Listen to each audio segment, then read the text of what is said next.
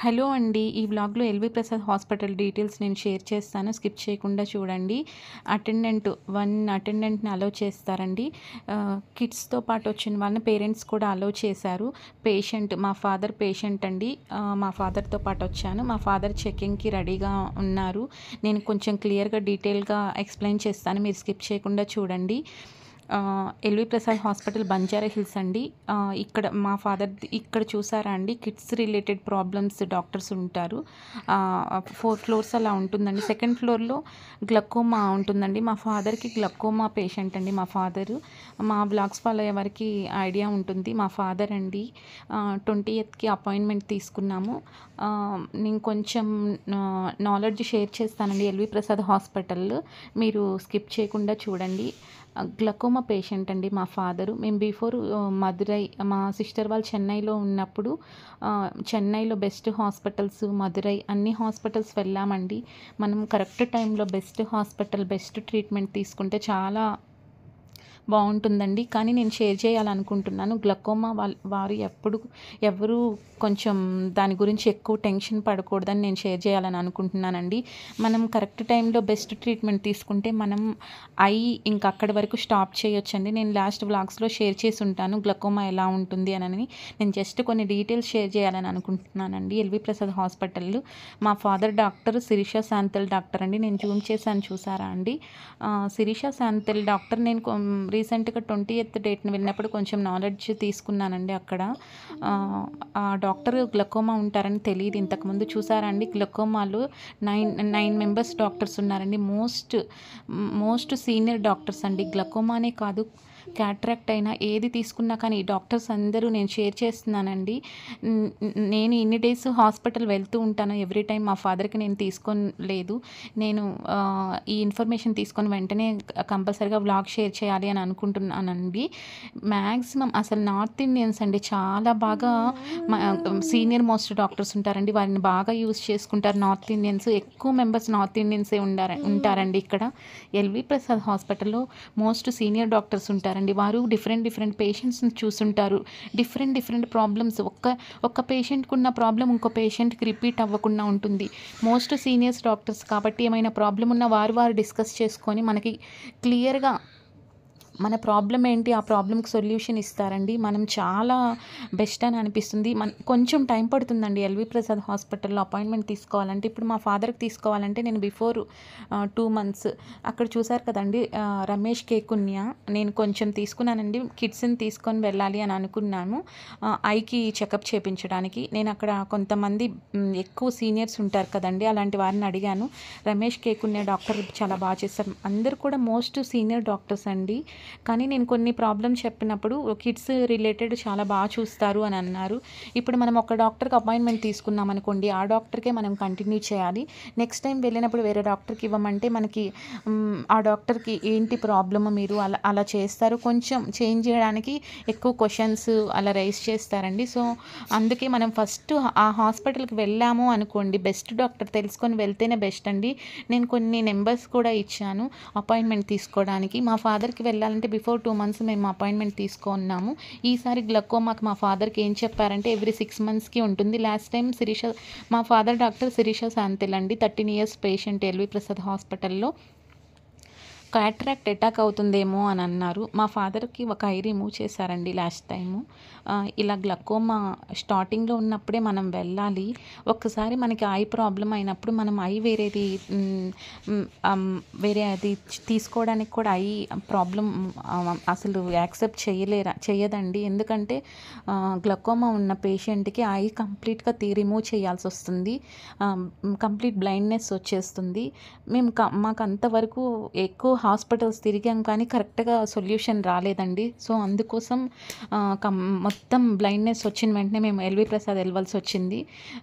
ఇమీడియట్గా I remove చేయాల్సి వచ్చిందండి. నెక్స్ట్ టైం వెళ్ళినప్పుడు కూడా ఐ లోపల గాజు కన్ను కూడా పెట్టుకోవచ్చండి. మేమంత రిలేటెడ్‌గా మనం సిటీస్‌లో అలా ఉండేవారైతే ఓకే. మెయింటెనెన్స్ అలా చేయొచ్చు. ఎవరికి వాళ్ళకి ప్రాబ్లమ్స్‌ని బట్టి మనం డెసిషన్ తీసుకోవాలండి.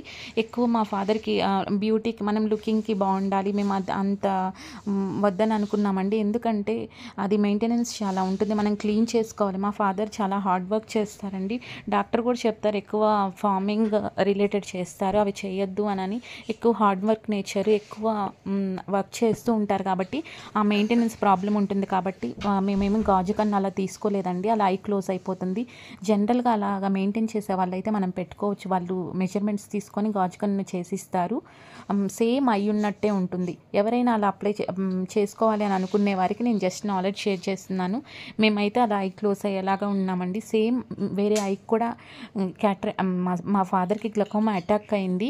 కానీ మనం కంటిన్యూస్‌గా రెగ్యులర్ చెకప్ చేశామనుకోండి ఐ అలాగే ఉండేసేయొచ్చండి. ఇప్పుడు 80% మన ఐ అలాగే చాలా బాగుంది, గుడ్‌గా. 20% గ్లకోమా అటాక్ అయిందనుకోండి, ఆ 80%ని అలాగే మెయింటైన్ చేయొచ్చు.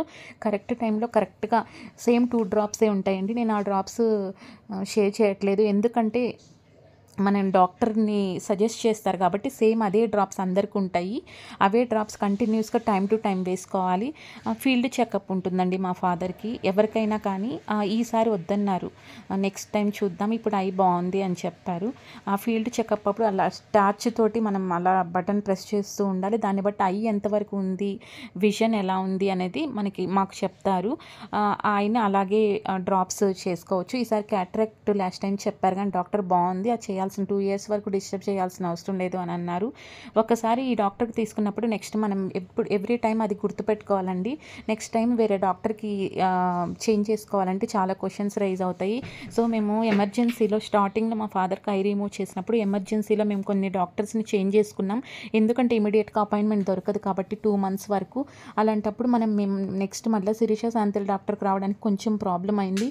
ఎలా అయినా కానీ అందరినీ రిక్వెస్ట్ చేసుకొని నేను ఆ డాక్టర్కి మూవ్ చేయించుకున్నాను. చాలా బాగా చూస్తారండి. మా క్యాటరాక్ట్కి కూడా నాకు డాక్టర్ శిరీష శాంతల్ ఉన్నారని తెలియదు.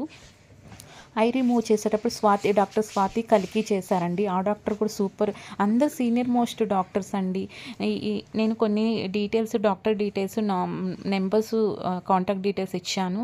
ఒకసారి ఎవరికైనా హెల్ప్ ఈ కాంటాక్ట్ డీటెయిల్స్లో ఏ రిలేటెడ్ మనకు అవసరమో మనం ఒకసారి వారిని కాంటాక్ట్ అవ్వచ్చండి. ఇన్ కేస్ వారు లిఫ్ట్ చేయలేకపోతే మన నెంబర్ రిపీటెడ్గా 2-3 times వెళ్తూ ఉంటే మనకు కాల్ బ్యాక్ కూడా చేస్తారండి. ఎక్కువ టైమ్స్ పడుతుంది, కొంచెం టైం స్పెండ్ చేయాలి. ఇన్ని డేస్ మనం ఈ ప్రాబ్లం గురించి స్ట్రగుల్ అవుతూ ఉన్నాం కాబట్టి ఓకే, ఒక 2 months అయినా వెయిట్ చేయొచ్చండి. కానీ బెస్ట్ ట్రీట్మెంట్ వస్తుంది. బెస్ట్ సొల్యూషన్ కూడా ఇక్కడ ఉంటుందండి. చాలా ట్రస్ట్ హాస్పిటల్ అండి ఎల్వి ప్రసాద్. నేను ఇంకొకటి చెప్పాలని అనుకుంటున్నాను. మేము 13 years బ్యాక్ వెళ్ళినప్పుడు ఎల్వి ప్రసాద్ హాస్పిటల్లో మేము డైరెక్ట్ పేయబుల్కి వెళ్ళామండి. తెలీదు, కొంచెం మనము అమౌంట్ ఎక్కువ స్పెండ్ చేయలేము అని అనుకున్నప్పుడు కొన్ని ఉంటాయండి. ఎల్వి ప్రసాద్ చాలా స్టార్టింగ్లో చూసారు కదా, నెంబర్ ఆఫ్ బ్రాంచెస్ ఉంటాయి. అలా తీసుకొని వచ్చి పే చేయలేము అని నా కార్డ్ తీసుకొచ్చి ఇక్కడ వెళ్ళొచ్చు, నాన్ పేయబుల్గా వెళ్ళొచ్చండి. వారికైతే జూనియర్ డాక్టర్సే సర్జరీస్ చేస్తారు అని చెప్పారు.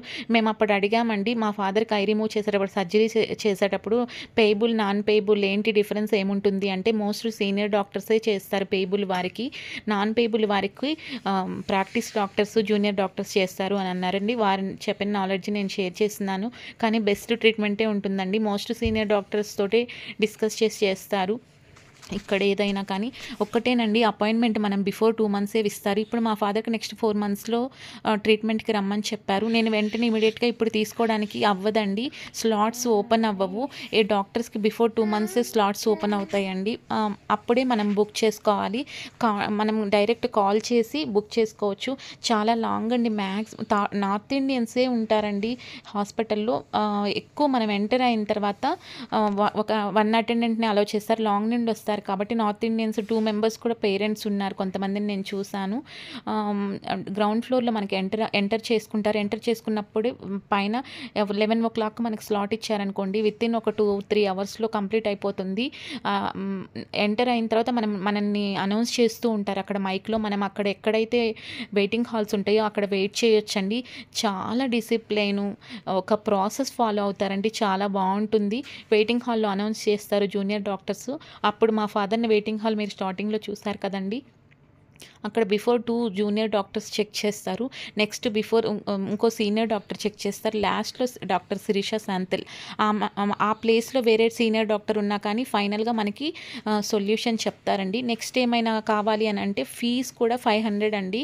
నేను అది షేర్ చేయాలని అనుకుంటున్నాను. నెక్స్ట్ ఫీల్డ్ టెస్ట్ ఉన్నప్పుడు 800 ఉంటుంది. గ్లకోమా పేషెంట్స్‌కే అర్థమవుతుందండి ఇది నేను షేర్ చేస్తుంది. రిమైనింగ్ కూడా అంతే ఉంటుంది. చాలా ఎల్వి ప్రసాద్‌లో కంపేర్ టు అదర్ హాస్పిటల్స్ ఇక్కడ కొంచెం తక్కువే అని అనిపిస్తుంది. ట్రీట్మెంట్ అయితే చాలా బాగుంటుందండి. బెస్ట్ సొల్యూషన్ వస్తుంది ఎవరికైనా కానీ.